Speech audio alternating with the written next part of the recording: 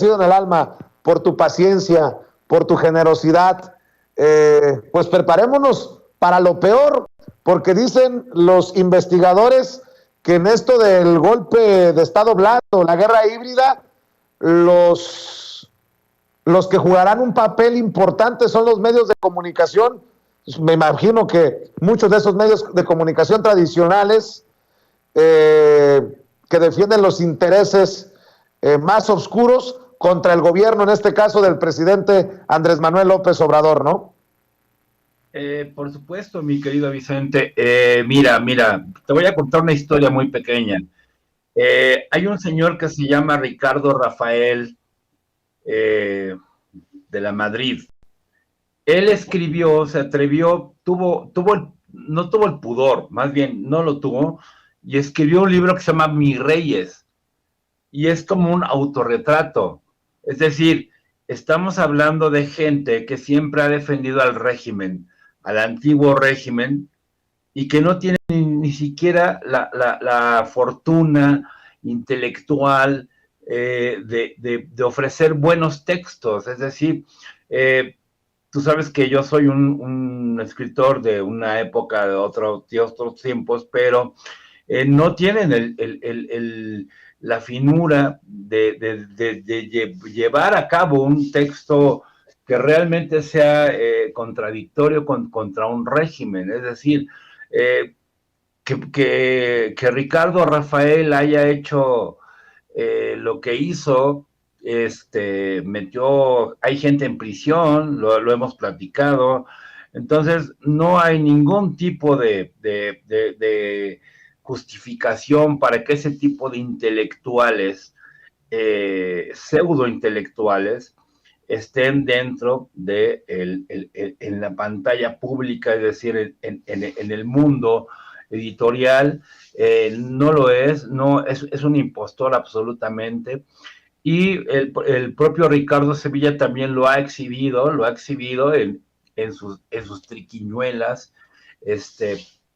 Y bueno, pues es como un palazuelos, porque finalmente ese señor se apellida de la Madrid, y el propio Palazuelos presumió que estuvo dentro de esa casta, dentro de ese linaje, y obviamente pues el propio Ricardo Rafael estaba involucrado en ese asunto. Entonces sí tendríamos que investigar por qué efectivamente se tiene que revelar cuánto ganan todos esas gentes, o sea, cuánto se metieron, cuánta triquiñuela hicieron y por qué viven de esa manera como viven, como se dice en mi barrio, de ricachones, mi querido Vicente.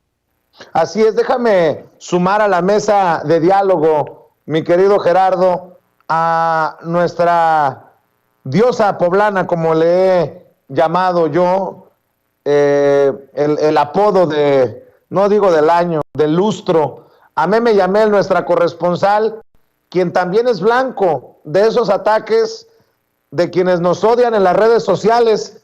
Creo que andan soltando mucho billete para que te hagan videitos, Meme, de por qué no te sumas a la protesta de los periodistas en la mañanera y por qué rompiste el pacto, un pacto que no existió. Ayer nos lo confirmó Nancy Flores de Contralínea, y ya me contarás tu opinión acerca de lo ocurrido en la mañanera ayer y de lo que está ocurriendo en torno al, entre comillas, gremio periodístico. ¿Cómo estás, Meme?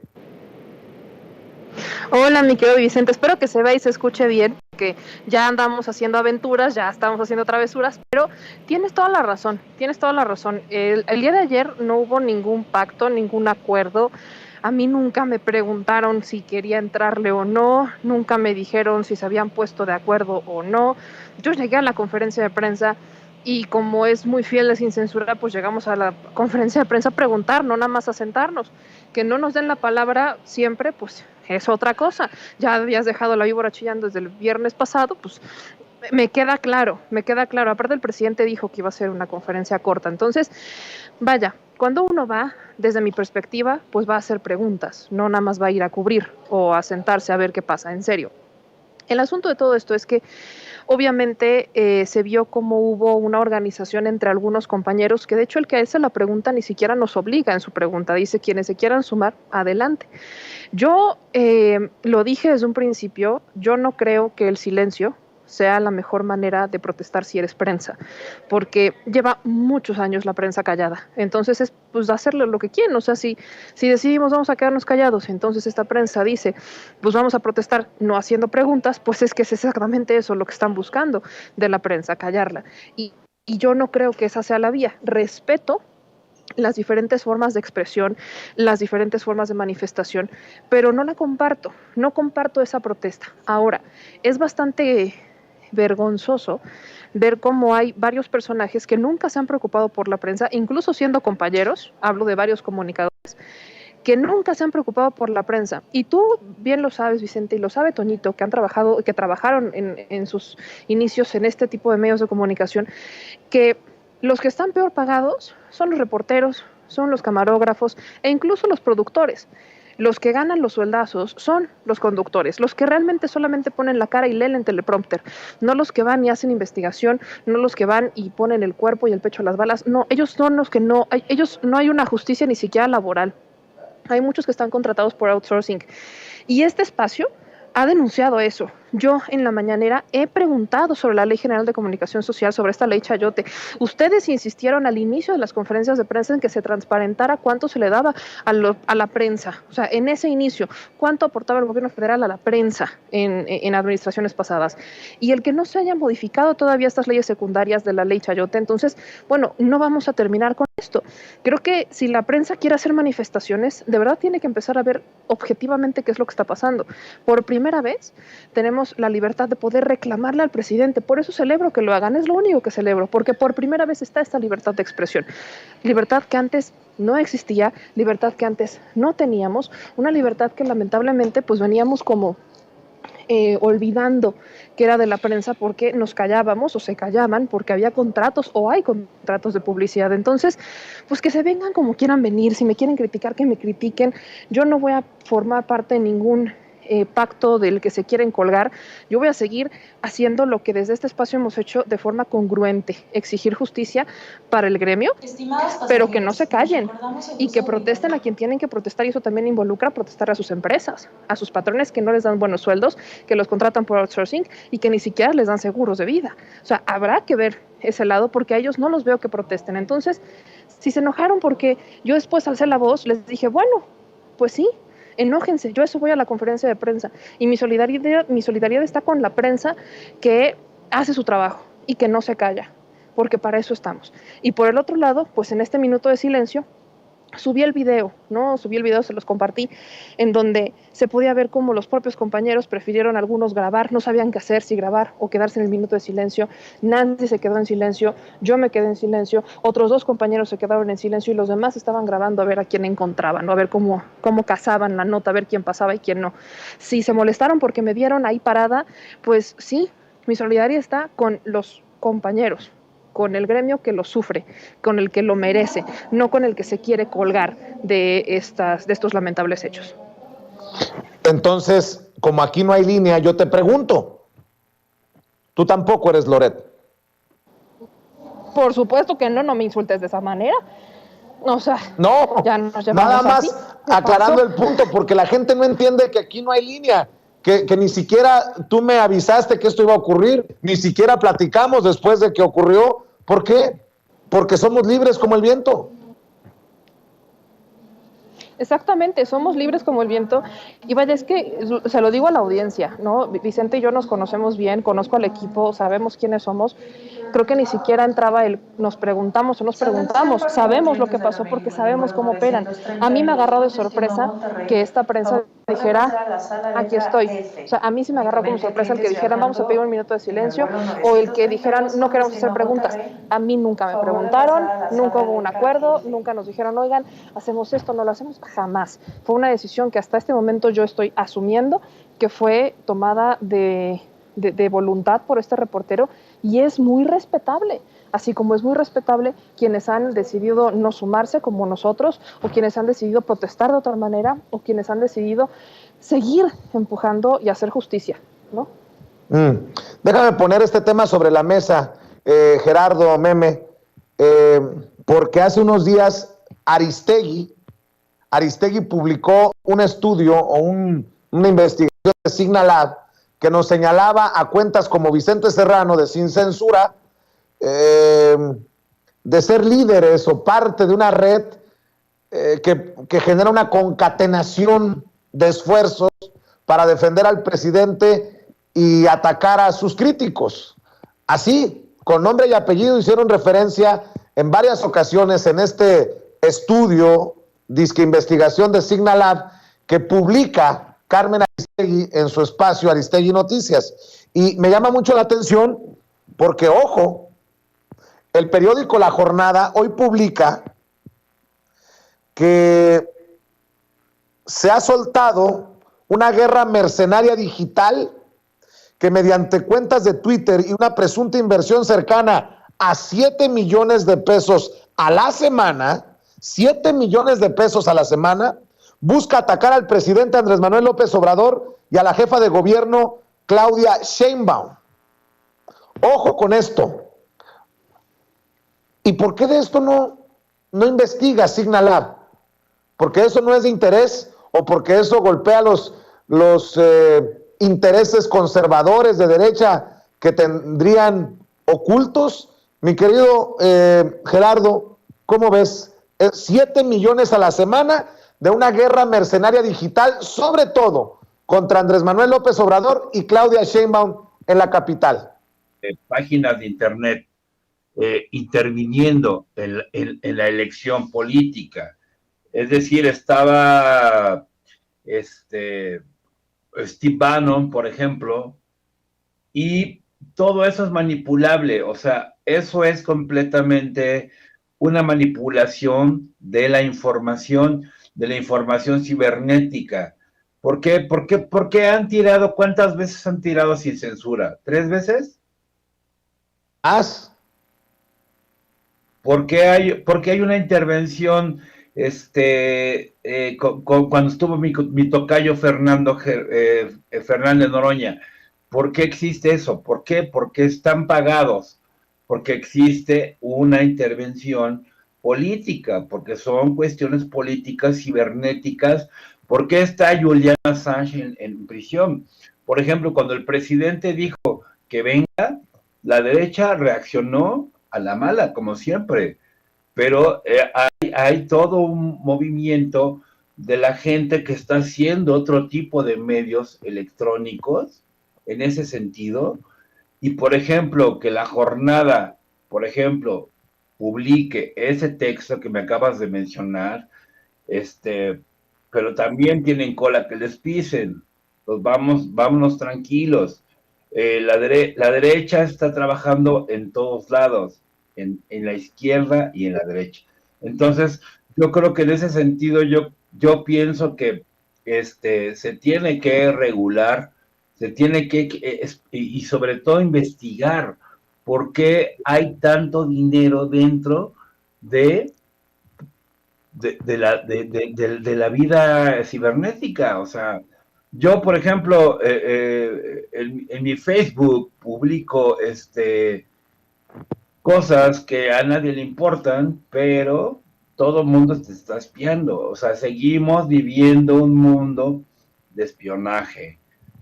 Y tú, mi querido Vicente, tú sabes que tú has sido víctima de espionaje y tú has sido víctima de ello. Entonces, vamos a seguir viviendo en ese momento, pero se tiene que superar. O sea, ya no tendríamos que estar aceptando que se espíe a la gente, que ya no haya ningún tipo de intervención, incluso financiera. Por ejemplo, ¿cuántas veces te han acusado de que tú recibes chayote? Muchísimas veces. Entonces, tendríamos que hablar claramente, como dijo el presidente, de cuánto ganan todos ellos, porque nosotros estamos bien apaleados, mi querido Vicente. Oye, Meme, a ver, los 3 párrafos los primeros 3 párrafos de la nota que publica La Jornada. Morena en la Ciudad de México denunció la existencia de una guerra mercenaria digital que mediante cuentas de Twitter y una presunta inversión cercana a 7 millones de pesos a la semana, busca atacar al presidente Andrés Manuel López Obrador y a la jefa de gobierno Claudia Sheinbaum.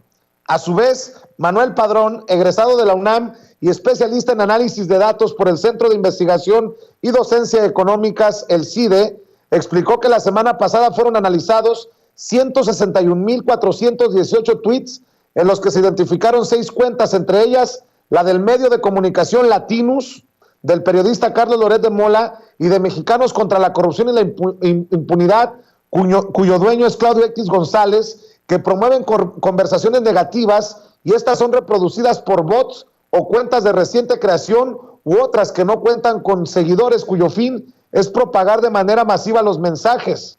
En conferencia de prensa, el experto indicó que del total de mensajes analizados, 49% implicaban conversaciones negativas contra el gobierno que son promovidas por las diversas cuentas vinculadas con personajes que apoyan y halagan al expresidente Felipe Calderón Hinojosa, al panismo y a la derecha en general, mi querida Meme.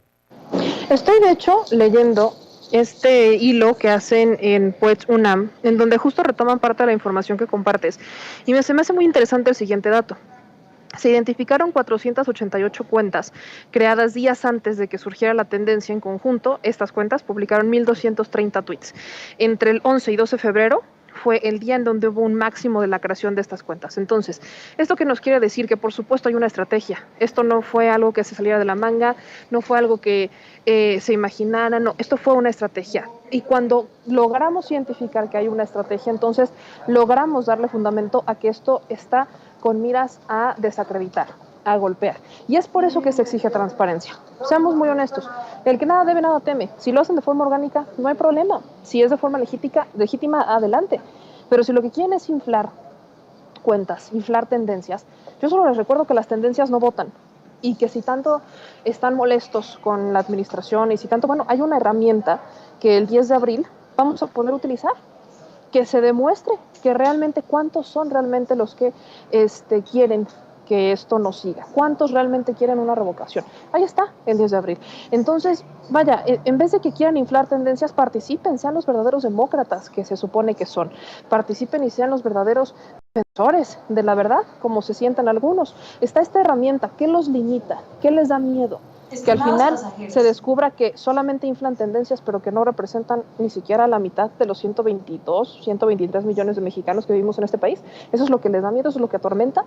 Pues vaya, vamos quitándonos los miedos, vamos quitándonos las máscaras. Si es legítima la crítica, adelante, se debe de criticar cuando se tiene la necesidad de criticar. Pero si lo único que van a hacer es inflar, decir que 1 millón de personas estuvieron en un space, bueno, yo solo les recuerdo que 1 millón no significa absolutamente nada en unas elecciones, no significa absolutamente nada en una administración. 1 millón en un país de 123 millones es una minoría muy amplia.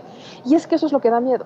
Da miedo que al final se termine descubriendo que es solo el 1% del país el que está en contra, que los demás podrán no estar 100% a favor, pero perfectamente podrían buscar generar un balance o criticar y celebrar algunas cosas. Vaya, no se trata de aplaudir, se trata de criticar y reconocer, de no olvidar el contexto, de centrarse en dónde estamos. Lamentablemente tenemos muchos personajes que insisten en decir que esta es la peor administración que ha tenido el país. Compruébenlo, ahí está la revocación de mandato, está el 10 de abril. ¿Qué los detiene? Las tendencias no votan, las tendencias no van a generar un cambio en la política pública, son única y exclusivamente pantallas que se están creando, pantallas que crean para cambiar la percepción de la realidad. Y eso es manipulación. Y ahí está Roberto Madrazo, y ahí está Lasraqui, y ahí está Javier Lozano, y ahí están todos estos personajes que quieren cambiar la percepción de la realidad, porque créanme, la gente que lo sigue defendiendo es muy poco probable que sea gente que se vaya a beneficiar de alguna política pública. En realidad es gente que lo único que está haciendo es servirles de instrumento para que ellos sigan defendiendo un discurso que eventualmente va enfocado a recuperar privilegios, no los privilegios de las mayorías poblacionales, porque las mayorías no tienen privilegios. Hablamos de los privilegios del 1% que utilizaba la filantropía o la caridad como una estrategia fiscal. Déjenme 2 temas, si me permiten, para cerrar que ha generado ruido. La ex primera dama de Veracruz, la ex esposa de Javier Duarte, corrupto confeso, ex gobernador priista de Veracruz, Karime Macías será extraditada a México. O sea que si merece abundancia, tendrá que ser en pesos. Entendió el que entendió. La Corte de Magistrados de Westminster, en Londres, Inglaterra, dio luz verde a la extradición a México de la ex primera dama de Veracruz, Karime Macías Tubilla, reclamada por las autoridades mexicanas por presunto fraude. El juez del caso, Paul Goldspring, dijo en una vista judicial que las pruebas son suficientes para autorizar la extradición. México solicitó la extradición de Karime Macías, ex esposa del exgobernador de Veracruz, el expriista Javier Duarte, en relación con fraudes presuntamente cometidos en el DIF Veracruz, pero que ella rechaza. ¿Qué tan importante sería, si acaso, Gerardo Villegas, que se haga justicia con este caso de la ex primera dama de Veracruz? Su ex esposo en el botellón confesó ser corrupto. Se me hace que se le complica la cosa a la señora, ¿no? Mi querido Vicente, ¿quién crees que hizo el montaje de la entrevista a Javidú? Fue Loretito. O sea, Loretito hizo el montaje de la entrevista y Javidú llevó todos sus expedientes para irse a entregar a la justicia y se peló. O sea, ese es un delito más del peñanetismo. Es completamente un acto absolutamente de corrupción. ¿Por qué? Porque mintieron, porque son unos corruptos mentirosos, y bueno, tú ya dirás lo demás, pero bueno, o sea, y tiene que ser, y ¿sabes qué va a ser lo más malo? Perdón que lo diga, pero ella va a salir impune. Va a venir aquí, la van a encarcelar y va a salir. O sea, eso es lo que tenemos que combatir. O sea, ¿por qué no hay justicia en este país? Va a salir. Yo te lo voy a decir desde hoy. Ahora sí que guarda este tuit. Yo te estoy diciendo que va a salir libre. ¿Por qué? Porque en este país no hay justicia. ¿Por qué? Porque ya no existe el concepto de eso. Entonces, pero tendremos que decir, eso sí, se puede publicar, que sí es un producto del peñanietismo, cuando decía con Denise Merker, es el nuevo PRI, y estaban todos bien Felipes. O sea, ¿y tú crees que Denise Merker tendría la cara para salir a la calle? No, por supuesto que no. ¿Por qué? Porque mintió, porque fue cómplice de todo eso y en colaboración con Televisa. Entonces, mi querido Vicente, eso es lo que es. Aunque es una oportunidad para que un caso mediático de este nivel mande el mensaje de que no hay impunidad, de que hay cero tolerancia. Imagínate la mujer que escribía en su diario Meme que merecía abundancia, que termine pues no con la abundancia que pretendía a costilla de los veracruzanos, sino en el botellón pagando por cualquier delito que le puedan comprobar en su contra. ¿Cómo ves tú? Mira, yo te soy honesta, creo lo mismo que estoy escuchando. No creo que vaya a haber justicia. Y voy a decir honestamente por qué. Hace unos meses, no tiene mucho, ya serán incluso semanas, la Fiscalía General de la República cerró, le dio carpetazo a esta investigación en donde se buscaba comprobar corrupción que existió en la sentencia que le dan a Javier Duarte de 9 años. Había testimonios, el propio Javier Duarte había dicho que había mano para evitar que él obtuviera una mayor sentencia. Entonces, la Fiscalía dijo que no encontró elementos, pese a existir testimonios, dijo que no había encontrado elementos, así que nos quedamos con su sentencia de 9 años. Recordemos que esto es muy indignante porque la Fiscalía, o más bien el Ministerio Público, obtuvo las pruebas de forma completamente ilegal. Entonces, al obtener estas pruebas de forma ilegal, vimos cómo el juez terminó diciendo, bueno, es que por la forma en la que violaron el debido proceso, entonces pues no podemos hacer absolutamente nada, y lo sentencian a 9 años por el mega desfalco al estado de Veracruz. Y si la Fiscalía cerró esa carpeta de investigación y pese a haber testimonios, decidió que no había corrupción, no me puedo imaginar qué va a pasar con el caso de su esposa o su ex esposa, Karime Macías, que recordemos hay también testimonios en donde apuntan a que ella es la que daba las instrucciones de dónde sacar el dinero y a dónde mandarlo. Era ella. O sea, si él por supuesto que operó, ella era la que decía a los demás por dónde y hacía, dónde no, ella era lo que lo hacía. Entonces a mí me genera mucha preocupación porque seguimos viendo una fiscalía que no es lo suficientemente sólida como para poder dar sentencias en donde hay juicios justos, donde hay casos justos. El caso de Odebrecht, me queda claro que Emilio Lozoya es súper responsable, pero que sea el único que vaya a pagar por esto. O sea, que los sobornos de Odebrecht llegaron exclusivamente a manos de Emilio Lozoya y los demás, y Enrique Peña Nieto y la campaña, ¿en dónde está todo esto? Por supuesto que es molesto cuando vemos que la fiscalía dice esto y cuando el presidente incluso dice que le tiene mucha confianza al fiscal. Me quiero pensar que esto es parte de una estrategia para al final obtener varias sentencias, pero no veo que el camino sea ese. Oigan, a ver, para cerrar, dejamos el tema de las mineras y la protección de la Suprema Corte a nuestros hermanos indígenas, que ya lo voy a retomar, si no más tarde en este espacio, en Sin Censura Nocturno, para comentarles una noticia, pues literalmente de última hora y exclusiva, que suelta Manuel Hernández Borbolla, reportero para México de Actualidad RT, y también amigo de la familia Sin Censura, que va de la mano de estas declaraciones del presidente Andrés Manuel López Obrador, que dijo, advierte que de ser necesario planteará a Joe Biden, el presidente de Estados Unidos, el financiamiento de Estados Unidos a Claudio X González. Esta es una declaración importante hoy en la mañanera del presidente Andrés Manuel López Obrador. Además hay otro asunto que no vamos a dejar de tratar y si es necesario se lo voy a plantear al presidente Biden, porque toda la campaña en contra nuestra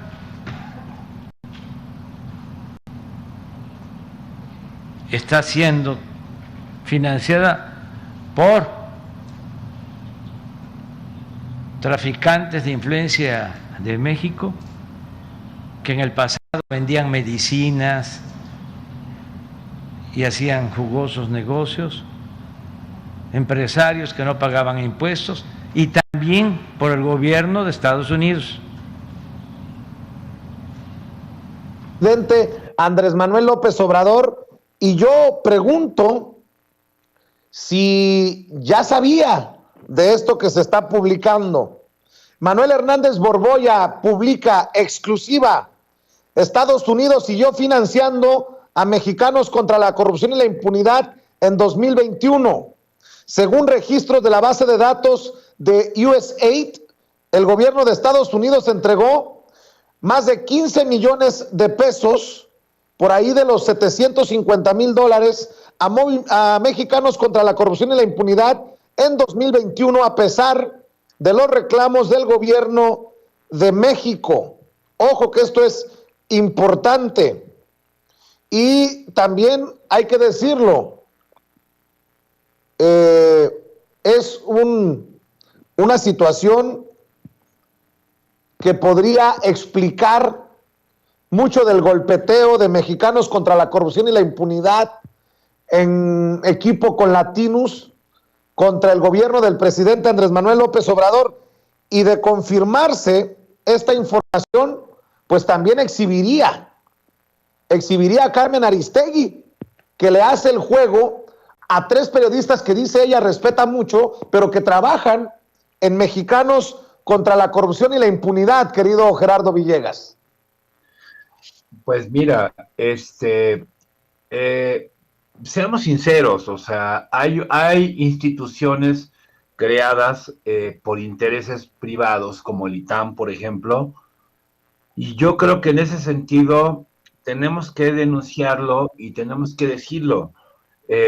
No son precisamente gente que esté de acuerdo con el pueblo. Yo creo que lo que está haciendo, por ejemplo,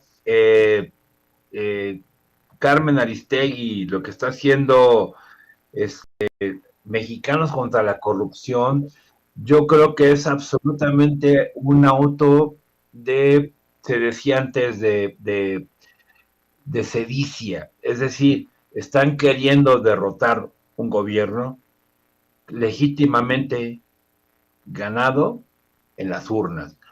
Entonces, yo creo que se tiene que exhibir y pues bueno, pues ahora sí que con su pan se lo coman, pero yo no creo que para 2024 vayan a conquistar otra vez, meter un presidente espurio como Vicente Calderón, Felipe Calderón, perdón, como Vicente Fox.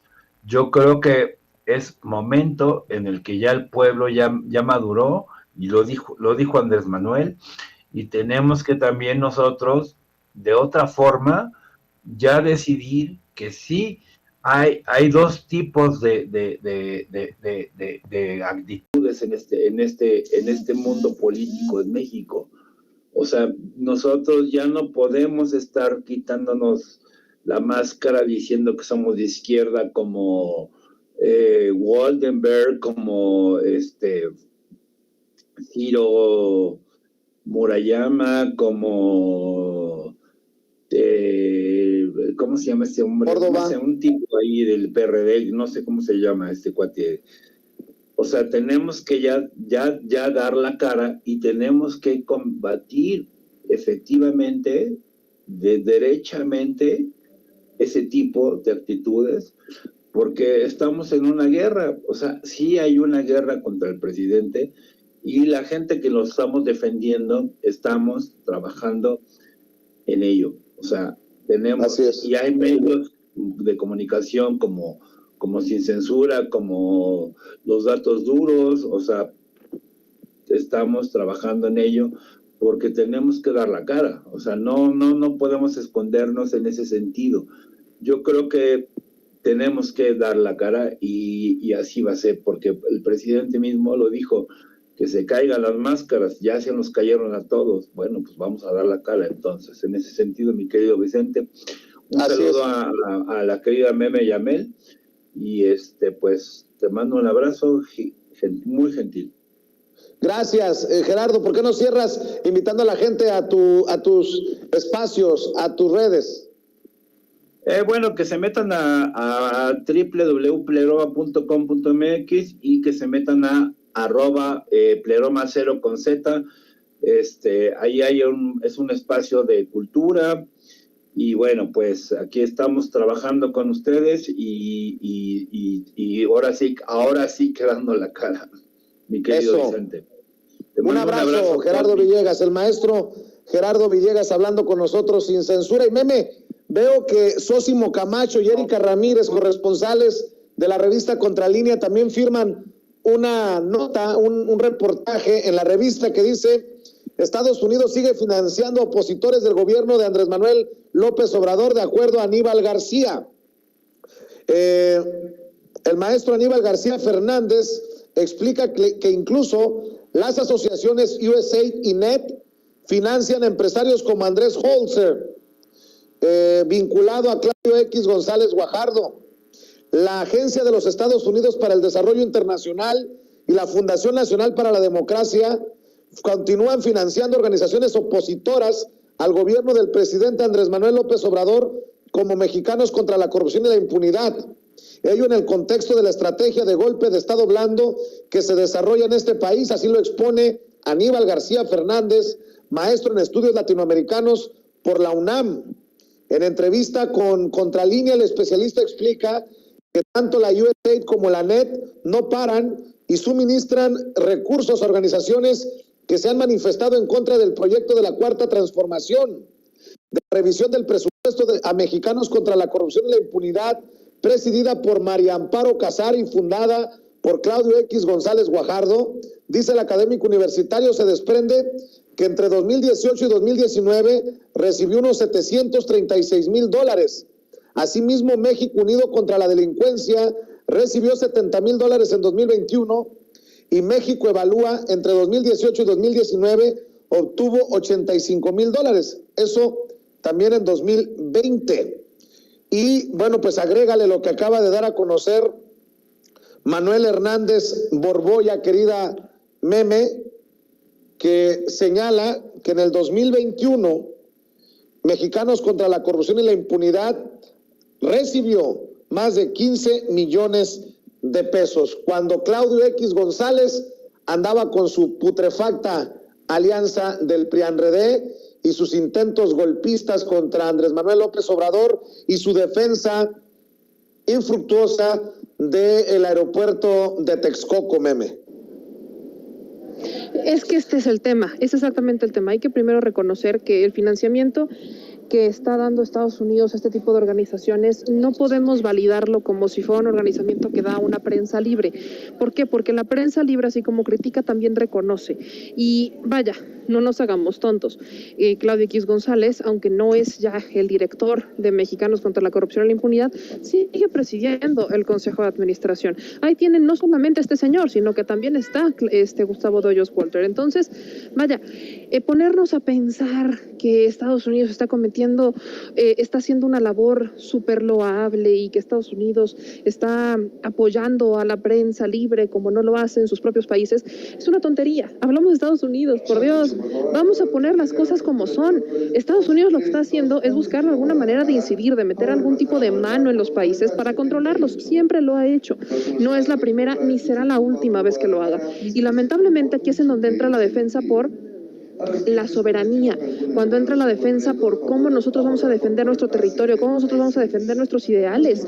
Estados Unidos había emitido un primer pronunciamiento no muy general diciendo que ellos no iban a dejar de financiar a la prensa en el mundo porque tenían esta labor. Y vaya, ¿cuántas veces Estados Unidos ha entrado o ha intervenido en los países con el pretexto de es que nosotros tenemos la obligación de ayudar a los demás, como si fueran papás? ¿Papás de quién? No pueden ni siquiera realmente con los problemas profundos de su país y quieren ponerse a solucionar los de los demás. No es una solución.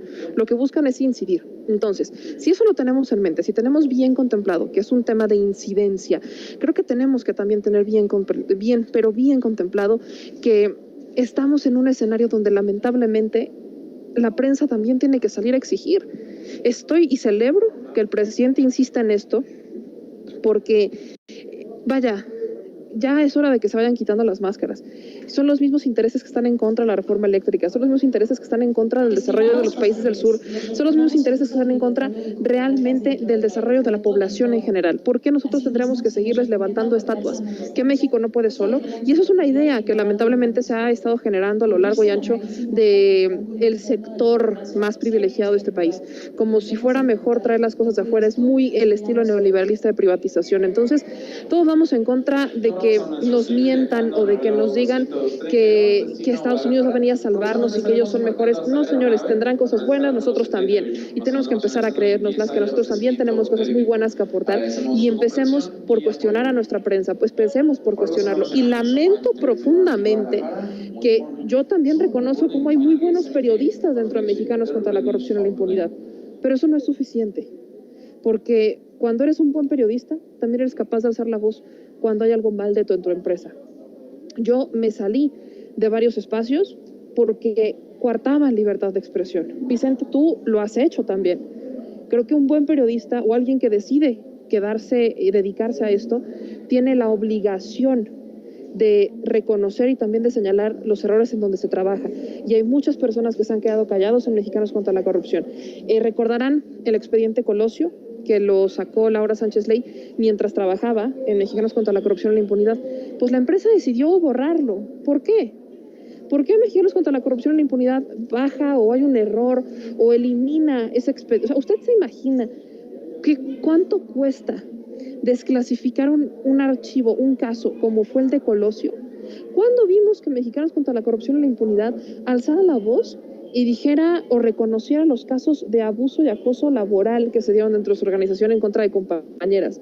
Nunca lo dijeron, y eso también se tiene que señalar. Quítense las máscaras y por favor dejemos de ser tan hipócritas. ¿En dónde andas? ¿A dónde vas?